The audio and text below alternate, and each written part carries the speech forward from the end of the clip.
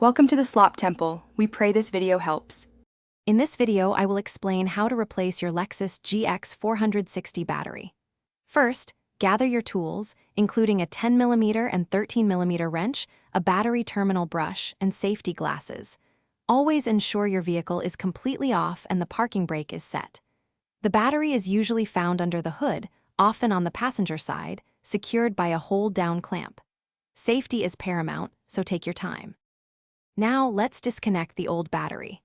Begin by locating the negative terminal, marked with a minus sign, and loosen the nut with your wrench. Carefully remove the negative cable and set it aside, ensuring it doesn't touch any metal. Then, move to the positive terminal, marked with a plus sign, and repeat the process. Finally, unfasten the hold-down clamp that secures the battery in its tray. With the old battery out, it's time for the new one.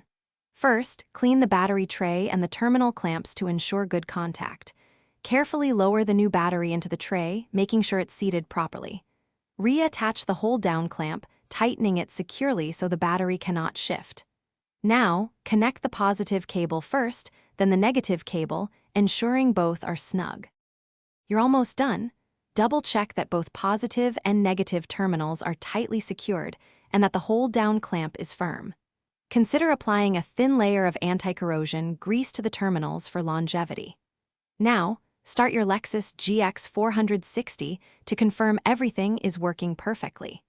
Remember to properly recycle your old battery at an authorized facility. It's important for the environment. Thanks for watching. Consider subscribing if we helped you.